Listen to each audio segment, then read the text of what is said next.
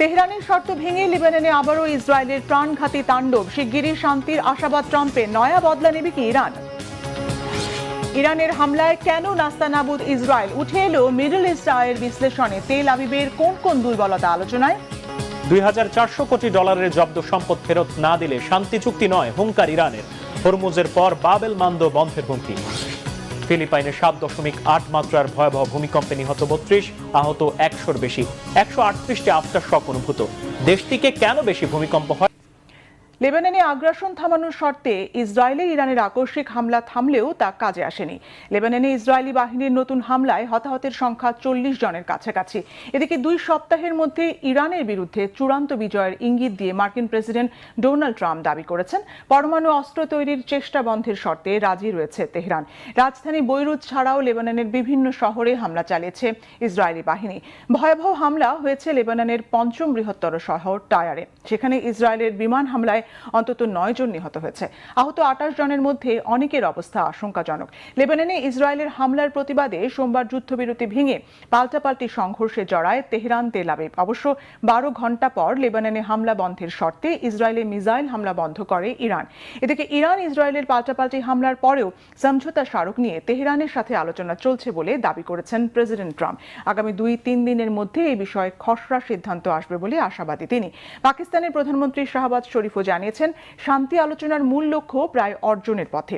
নতুন সংঘাত ঠেকাতে 2 পক্ষকেই সংযত থাকার আহ্বান জানিয়েছেন তিনি। তবে এই বিষয়ে সম্পূর্ণ বিপরীত ইঙ্গিত দিয়েছেন ইরানের পার্লামেন্ট স্পিকার বাগের গালিবাফ।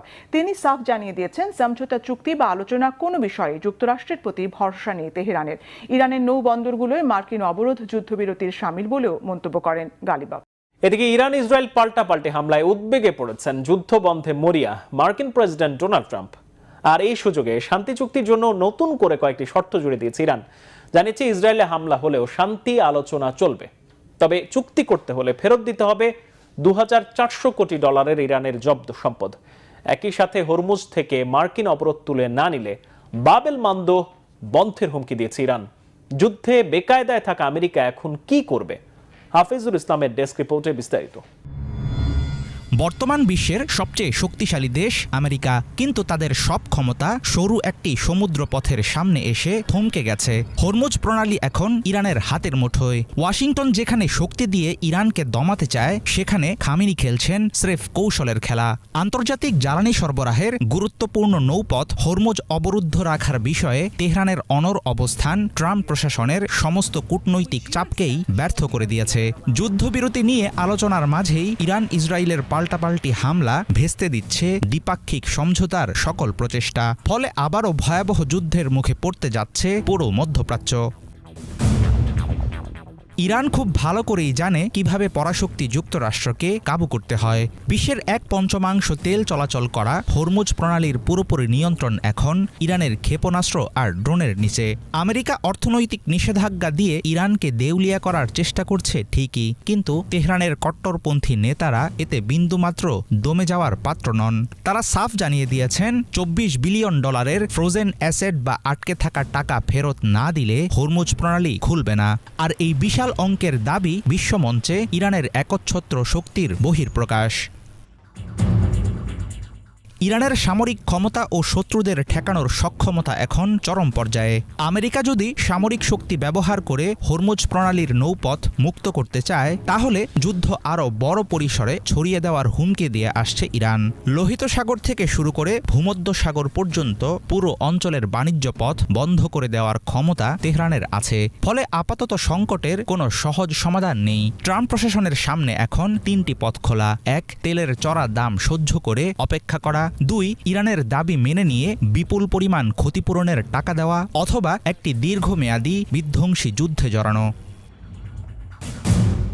অর্থনৈতিক দিক থেকে খাদের কিনারে দাঁড়িয়ে থাকলেও ইরান অপেক্ষা করছে ধৈর্য নিয়ে, কারণ খামেনি প্রশাসন জানে সময় এবং নিয়ন্ত্রণ দুটিই রয়েছে তাদের পক্ষে। অন্যদিকে এশিয়া ও ইউরোপের আমদানি নির্ভর দেশগুলো চরম জ্বালানি সংকটের আশঙ্কায় দ্রুত হরমুজ প্রণালী সচল করার জন্য ওয়াশিংটন ও তেহরানের উপর বৈশ্বিক চাপ বাড়াচ্ছে। অবশ্য মার্কিন প্রেসিডেন্ট ডোনাল্ড ট্রাম্প স্পষ্ট জানিয়ে দিয়েছেন, ইরানের সঙ্গে চুক্তি না হওয়া পর্যন্ত দেশটির আটকে থাকা কোনো ফান্ডই ছাড়া হবে না। ইরান যুক্তরাষ্ট্রের মুখোমুখি অবস্থান ও সংঘাতের কারণে হরমুজ প্রণালীর অচলাবস্থা দীর্ঘায়িত হলে বৈশ্বিক অর্থনীতি পড়বে চরম মন্দা পরিস্থিতিতে, আর এর বড় ধাক্কা লাগবে বাংলাদেশেও। অর্থনৈতিক বিশ্লেষকদের মতে এই সংকটের কারণে আন্তর্জাতিক বাজারে জ্বালানি তেল ও এলএনজির দাম 50% বেশি বেড়ে যেতে পারে। ফলে এক ধাক্কায় প্রায় $3.65 বিলিয়ন বেড়ে যেতে পারে বাংলাদেশের জ্বালানি আমদানি খরচ। সব মিলিয়ে ট্রাম্পের সমস্ত দম্ভ ও মার্কিন সামরিক ক্ষমতাকে বেকায়দায় ফেলে ইরান প্রমাণ করে দিচ্ছে আসল চালটা এখনও খামেনির পকেটেই বন্দী। লেবাননে আগ্রাসনের প্রতিবাদে ইসরায়েল লক্ষ্য করে ইরানের হামলার জন্য প্রস্তুত ছিল না তেল আবিব। ক্ষেপণাস্ত্রের জোরদার আঘাতে ইসরায়েলের প্রায় দিশেহারা অবস্থা উঠে এসেছে আন্তর্জাতিক সংবাদ মাধ্যম দ্য মিডল ইস্ট আইয়ের বিশ্লেষণী প্রতিবেদনে। বলা হচ্ছে, তেহরানের আকস্মিক আঘাত চ্যালেঞ্জের মুখে ফেলেছে ইসরায়েলের নিরাপত্তা ব্যবস্থা, রাজনৈতিক নেতৃত্ব আর সামরিক কৌশলকে। ইসরায়েলের আর কি কি দুর্বলতা আলোতে আনলো এই বিশ্লেষণী প্রতিবেদন? এই ঘটনাকে ইসরায়েলের বড় বিপর্যয় বলা হচ্ছে কেন? হিজল জুবাইরের ডেস্ক রিপোর্ট। এই প্রথম নিজ ভূখণ্ড আক্রান্ত হওয়ার জন্য নয়, অন্য কোনো দেশ আক্রান্ত হওয়ার প্রতিক্রিয়ায় ইসরায়েলে হামলা চালালো ইরান। লেবাননের রাজধানী বৈরুতে হামলার প্রতিক্রিয়ায় গুরুতর যুদ্ধবিরতি লঙ্ঘনের অভিযোগে ইসরায়েলে একের পর এক ক্ষেপণাস্ত্র হামলা চালিয়েছে তারা। এটিকে সামরিকভাবে তেহরানের বিশাল এক অবস্থান বদল হিসেবে দেখা হচ্ছে। আন্তর্জাতিক সংবাদ মাধ্যম মিডল ইস্ট আইয়ের এক বিশ্লেষণে বলা হয়েছে, ইসরায়েলে ইরানের ওই আকস্মিক ক্ষেপণাস্ত্র হামলা দেশটির রাজনৈতিক ও সামরিক মহলকে পুরোপুরি হতভম্ব করে দিয়েছে। এই অভাবিত হামলার পর তেল আবিব সহ বিভিন্ন শহরে তুমুল শঙ্কা ছড়িয়ে পড়েছে। হামলার সময় ইসরায়েল জুড়ে সাইরেন বাজার জেরে হাসপাতালগুলো থেকে এমনকি নবজাতক ও ঝুঁকিপূর্ণ রোগীদেরও ভূগর্ভস্থ বাংকারে সরিয়ে নেওয়া হয়। উদ্ভূত পরিস্থিতিতে ইসরায়েল জুড়ে জরুরি অবস্থা জারি করা হয়েছে। স্কুল, কলেজ ও গণজমায়েত বাতিল করা হয়েছে। সীমিত আকারে চলছে গণপরিবহন ও হাসপাতালগুলো। ইসরায়েলের চ্যানেল 13 নিউজের সামরিক সংবাদদাতা অ্যালন বেন ডেভিড বলেছেন, ইরানের ওই হামলা ইসরায়েলি গোয়েন্দা সংস্থাগুলোর জন্য ছিল সম্পূর্ণ অপ্রত্যাশিত। ইসরায়েল মার্কিন যৌথ অভিযানের পর তেল আবিবের ধারণা ছিল ইরান আর ইসরায়েলের দিকে ক্ষেপণাস্ত্র ছোড়ার সাহস দেখাবে না। কিন্তু ইরানের এই হামলা ইসরায়েলের কৌশলগত মূল্যায়নের সীমাবদ্ধতাকেই সামনে নিয়ে এসেছে। ইসরায়েলের সংবাদ মাধ্যম, নিরাপত্তা বিশ্লেষক এবং রাজনৈতিক মহল এখন স্পষ্টভাবে বিভক্ত। প্রবীণ সাংবাদিক ব্যান ক্যাসপিট ক্ষোভ প্রকাশ করে বলেছেন, ইসরায়েলের জাতীয় নিরাপত্তাকে ওয়াশিংটনের কাছে ইজারা দেওয়া হয়েছে। এখন সামরিক সিদ্ধান্তের জন্য ট্রাম্পের অনুমোদনের অপেক্ষা করতে হয়।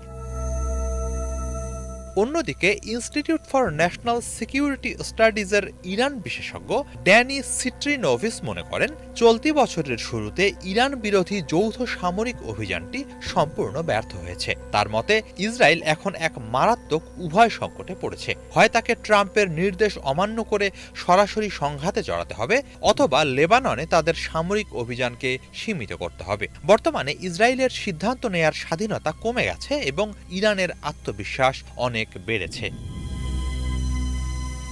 এদিকে নেতানিয়াহু সরকারের কট্টরপন্থী মন্ত্রীরা কঠোর প্রতিক্রিয়ার পক্ষে অবস্থান নিয়েছেন। তারা ইরান ও হিজবুল্লাহর বিরুদ্ধে আরও শক্তিশালী সামরিক পদক্ষেপের দাবি জানাচ্ছেন। জাতীয় নিরাপত্তা মন্ত্রী ইতামার বেন গভির বলেছেন, তেহরানকে পুড়িয়ে ছারখার করে দেওয়া উচিত। অর্থমন্ত্রী বেজালেল স্মোত্রিচের দাবি, ইসরায়েলে আঘাত হানা প্রতিটি ইরানি মিসাইলের জবাবে বৈরুতের ডজন ডজন ভবন মাটির সাথে মিশিয়ে দিতে হবে।